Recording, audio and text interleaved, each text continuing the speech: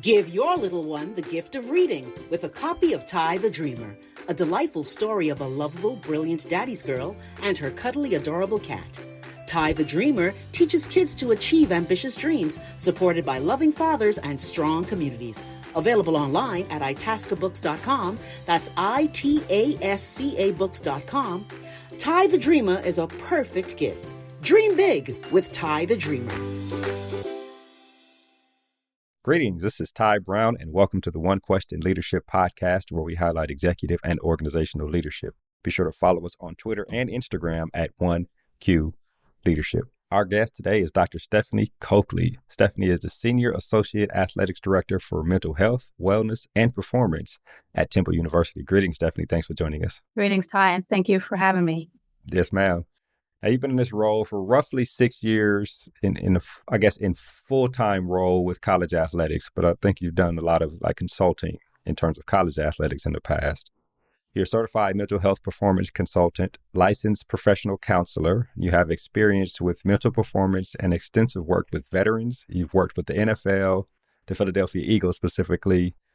You've done some work with the NBA Draft Combine and have worked with Olympic athletes. And you've been in counseling and sports performance for roughly 20 years. So you have a wealth of experience across a number of different industries and venues with athletes, with veterans. And a lot of those things are kind of what I want to talk to you about today. The first question I guess I'll ask you, though, is if somebody were to ask you what it is you do, how would you describe the role you play, I guess, within the world? Well, okay. Well, that's a good question, Ty. I explain that I help people master the mental and emotional aspects of performing consistently at a high level. Okay. That is my spiel. But if you ask me what I do at Temple, I'm the Senior Associate Athletic Director. I'm responsible for the mental health and well-being of about 550-ish student athletes. And that's what I do. Okay. My role is to help people master the mental and emotional aspects of performing at a high level consistently. Master the mental and emotional aspects of performing at a high level consistently. And that is just existing as a human, whether it be in sports, whatever it is. Absolutely. I'm going to say that one more time to make sure I got it. Actually, if you tell me one more time. I help people learn to master the mental and emotional aspects of performing consistently at a high level. Yeah, I like that. It sounds like a purpose for being, right? Yeah. Yeah, absolutely. Which is excellent. So over the past few years, really throughout time, but specifically in the past few years, there's this overlap between mental performance, mental health, and what student athletes do, or people who participate in sports. And I wonder about that overlap when you were working with people in the military. Like, was it the same type of thing, I guess, tying back to the purpose you just told us, or did it differ because military is a bit different in terms of what they have to do? Absolutely. When I worked with the military, the purpose was to help soldiers master the mental and emotional aspects of performing at a high level. Mm-hmm. And there was no crossover for me in that role. I was purely a performance expert. Actually, my title there was Master Resilience Trainer / Performance Expert. And it was all things performance, helping soldiers manage their attention, manage their emotions, manage their thoughts, just manage and master those processes so that they could do what they have been trained to do and return safely with few or no casualties. Military is interesting because a lot of veterans don't like to cross into the mental health part of their role because it can affect their ability, A, to perform, but B, to continue being in the active in the military. I wonder about, did you ever see the back end? Like, you help them so that they can go out and perform, they come see you, and they go out and execute at a high level. Did you ever see them later? Because there's always this follow-up aspect, but I guess if that wasn't your role, it's not necessarily a role you played then, right? It was rare that I saw a soldier or a unit later. So we prepare them mentally. We coach or train the mental skills pre-deployment or pre whatever they were getting ready to do.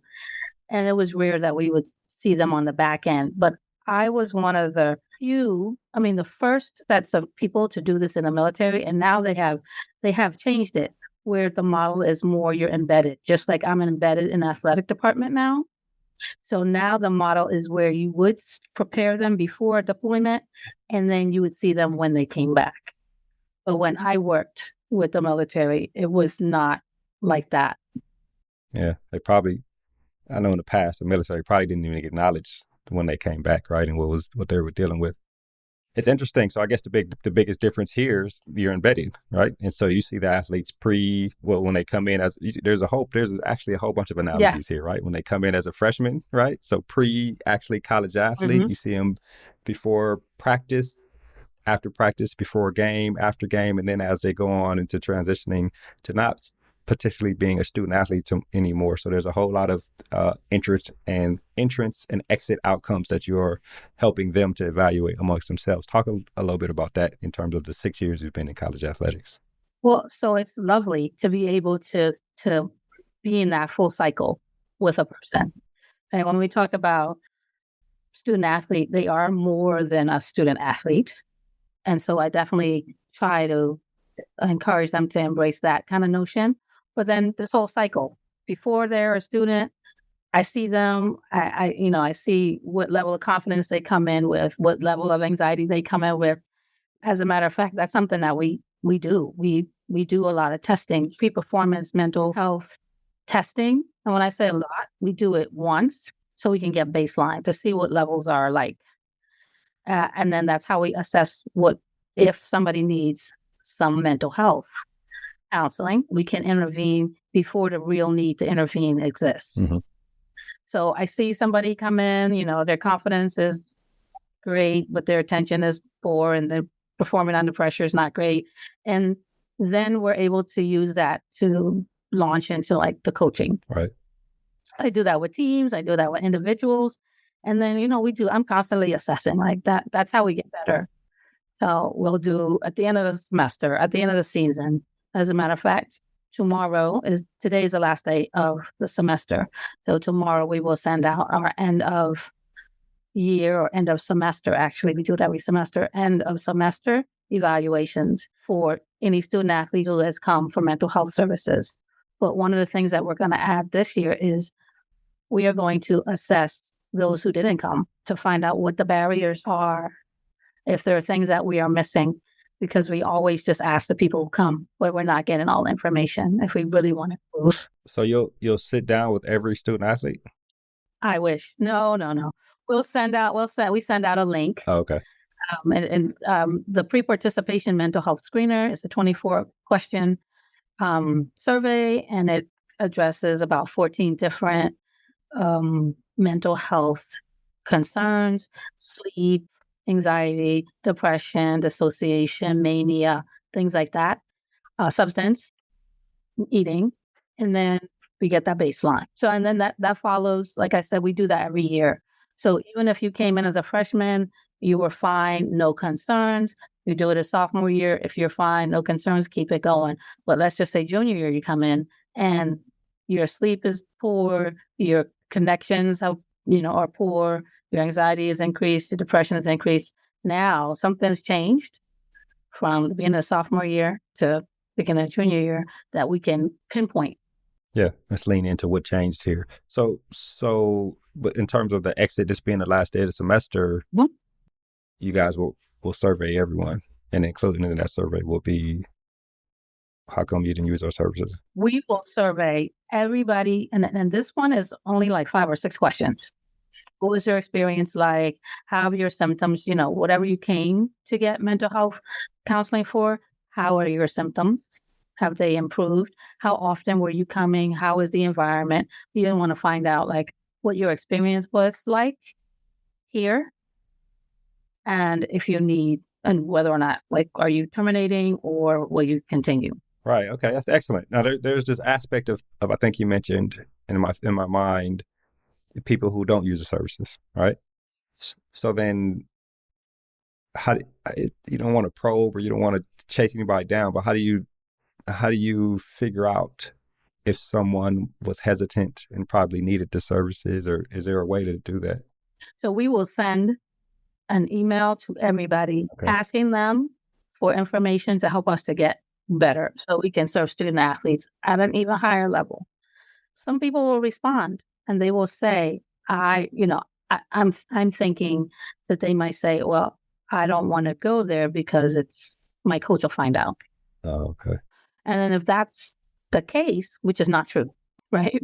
But if that's the case, then we can start doing some education about confidentiality and what it means to be able to come to a safe space and have conversations with a clinician and with whom that information is. I think that's excellent.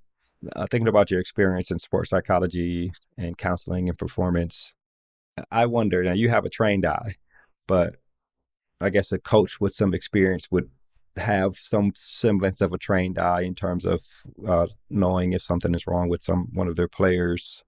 But I wonder if there are some type of common signs that somebody who is not trained in sports psychology, who's not trained in counseling and mental health and performance, is there a way to identify the point when anxiety about performance, we're talking about student athletes here, possibly can create anxieties in life performance within student athletes, if that question makes sense to you? Yeah, absolutely. I mean, there are indicators that the anxiety is preventing a student athlete from doing something at the levels at which they were previously doing it. So we use a continuum of wellness.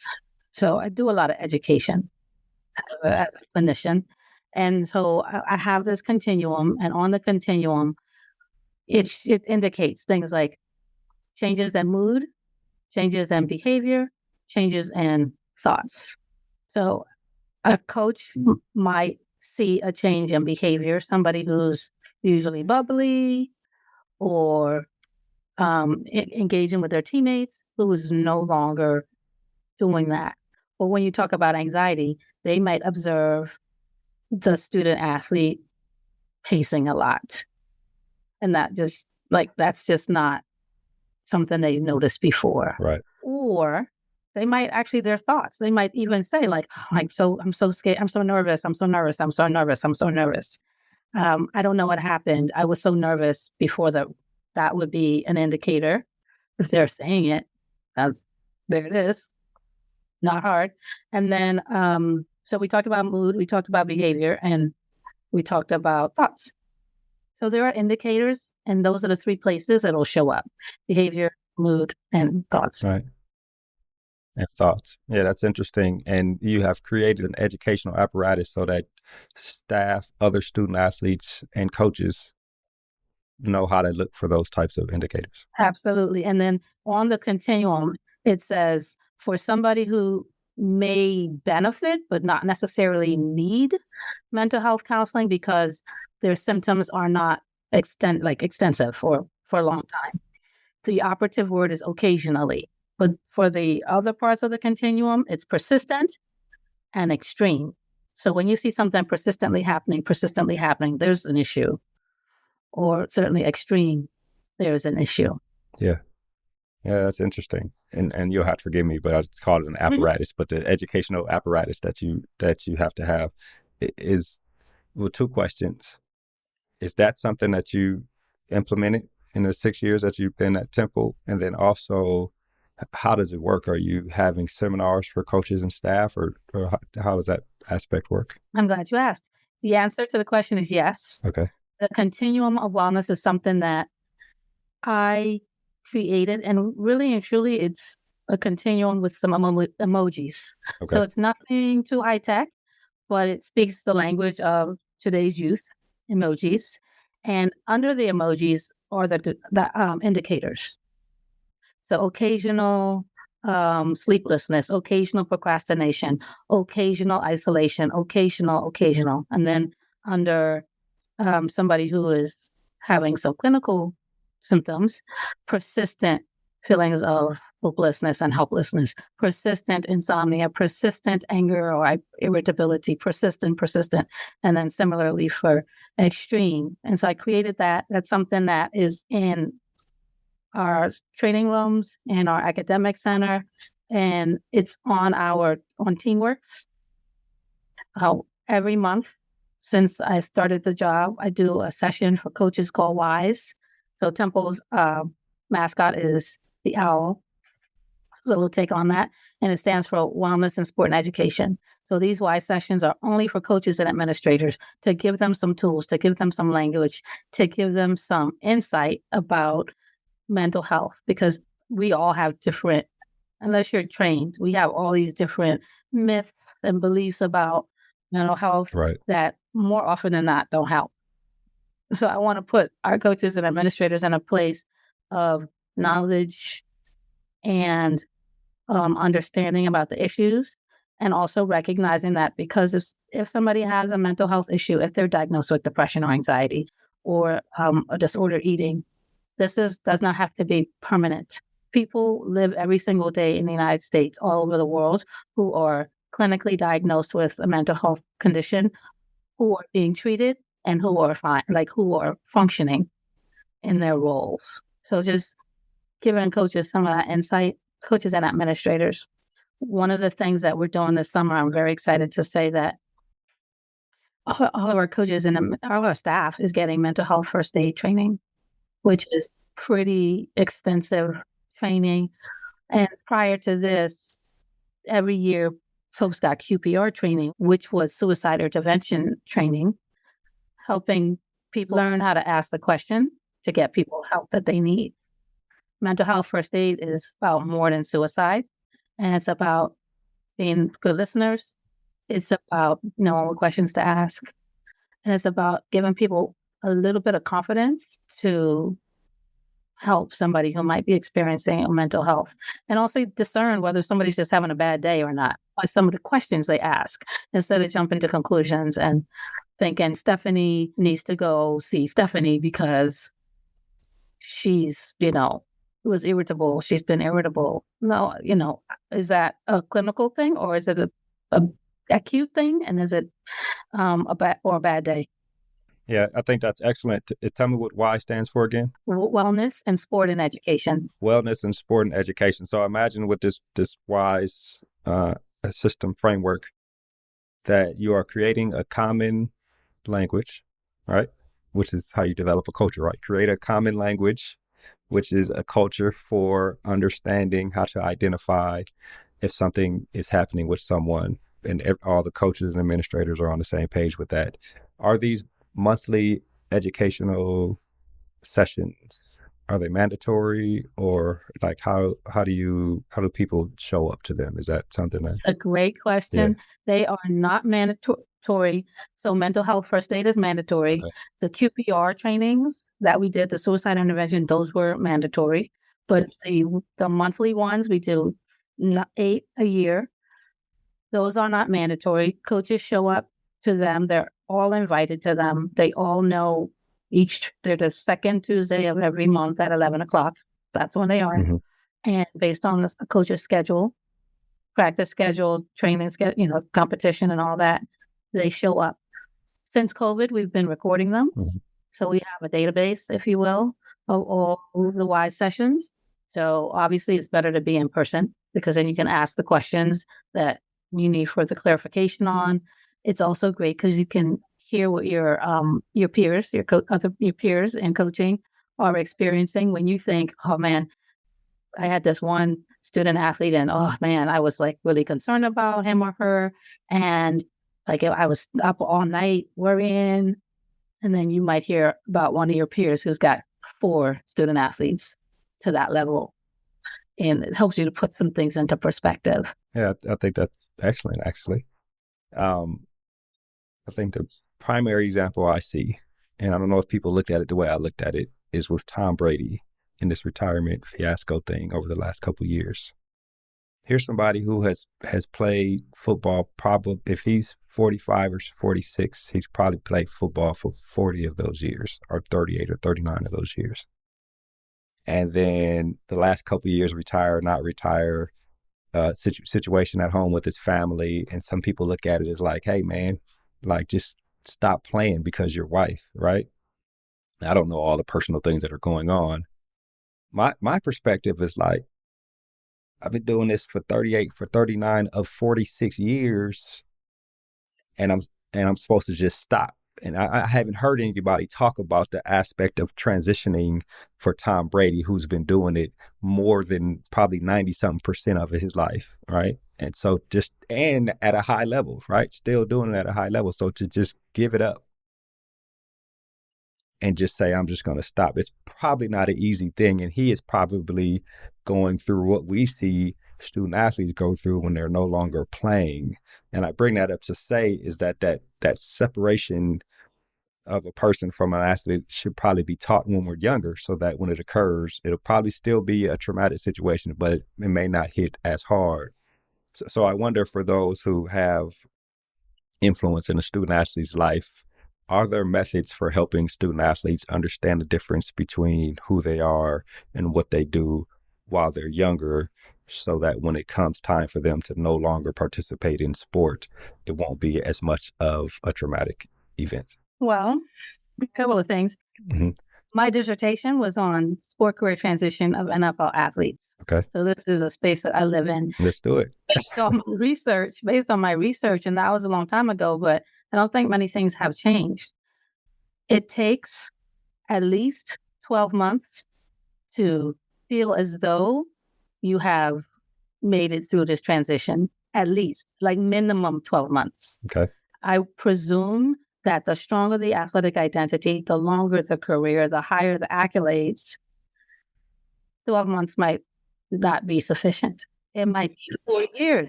It might be 4 or 5 years. So that's one thing to know. So helping people just set their expectation that you're not just going to jump out of soccer after having played for 14, 15 years and then just be okay not playing soccer. Like, you have to rewire and reprogram a whole lot that you didn't even know was being programmed and wired. That takes time. The other thing about career transitions that help to minimize that window of time is preparing for it in advance. Taking time to acquaint yourself with other aspects of your identity, and not just acquaint yourself, but develop other parts of your identity. There are, one of my favorite basketball players, Wayman Tisdale, back in the day.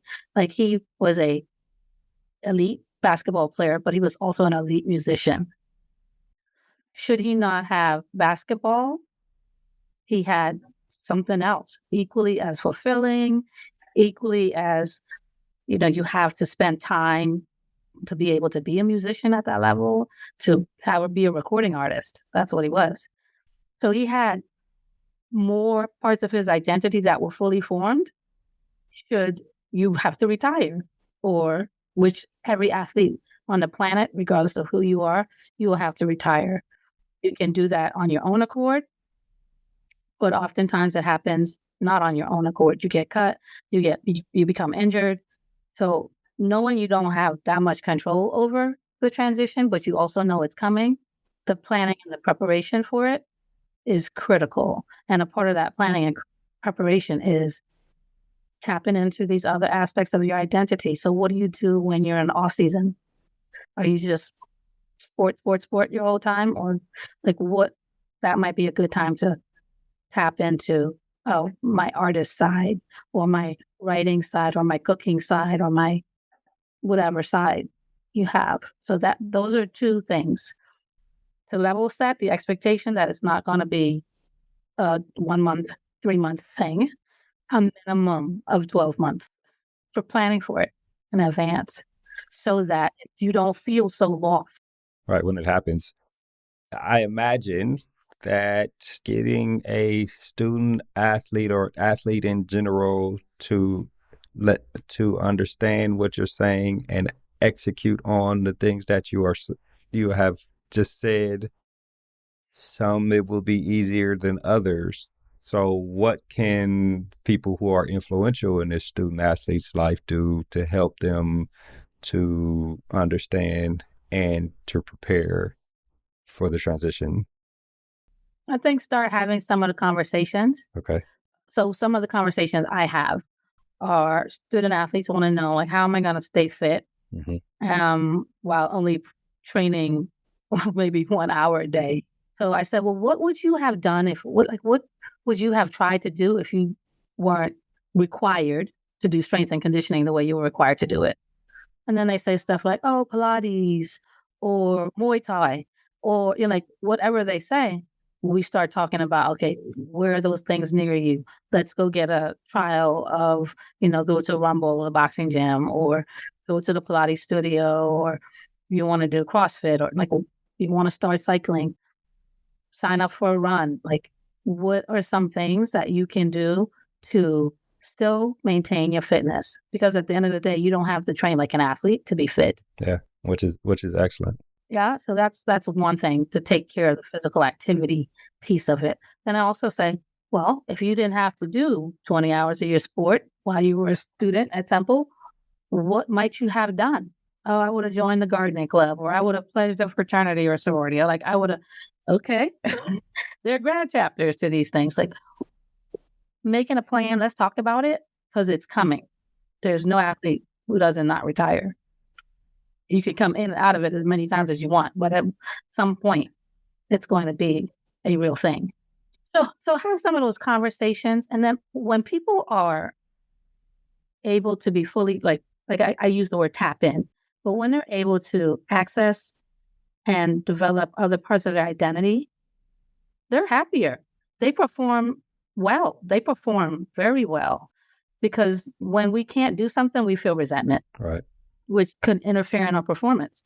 And so just figuring out how to manage all of that, because when you do retire, then you have the stuff you've been working on. Yeah, I think it's interesting. And I think it is helpful that you say, people, the people who have influence in these student athletes' life, to start having these conversations about who else are you, right? You're not just this athlete, tell me who you are versus what you do type situation. Before we wrap on that topic, I started off talking about Tom Brady and, playing football for 40 out of 46 years or however long he's done it, and then doing it at a high level and the difficult of transition. Do you have any thoughts about that? I guess without getting into the personal aspect of whatever that publicly is going on with his career. I think that he's done a really great job of putting in place the systems that allowed him to have such a long and successful career. And it takes time to set that up post-career. And it just happened for real again a few months ago. Yeah. It's going to take some time for him to put those things in place. When I work with NFL athletes, I said, look, 1 year, don't try to get some rest. Like, I know you're used to going hard charging. That's how soldiers are too. So, keep doing that, but don't expect to have it all figured out, because you weren't a Super Bowl champion in a year. So if you want to be a Super Bowl champion of life, it's going to take more than, or I should say the rest of your life. It's going to take more than 1 year. Yeah. For him, probably 4 or 5. Yeah, don't have to have it all figured out immediately, right? Even though somebody like him, the public pressure in the eyes, and they're like, bro, you made all the money and won all the championships, just get over it. It's like, no, it's not that easy, man. No, and I guess I would like to just actually say that it's not easy. Right. It's not easy at all. I asked this last question, then we'll wrap. This has been an excellent conversation. I noticed while doing some research on you that you're an author of a book called Tai the Dreamer. Tell us about this book. Is it available on Amazon? And what was the motivation for you to write it? All right. So Tai the Dreamer is a book about a little girl who has dreams. And initially, her dreams, she shares her dreams with her friends at school. And they, in the words of Kobe Bryant, they crush her dreams. They laugh at her. But Tai was not deterred. And she continued to have these dreams every night. And she was the type of little kid that wanted to share what she dreamed about. It was, she didn't have small dreams. She had lofty dreams. So I wrote the book, Tai the Dreamer, because that's something that we can all relate to. Everybody wants to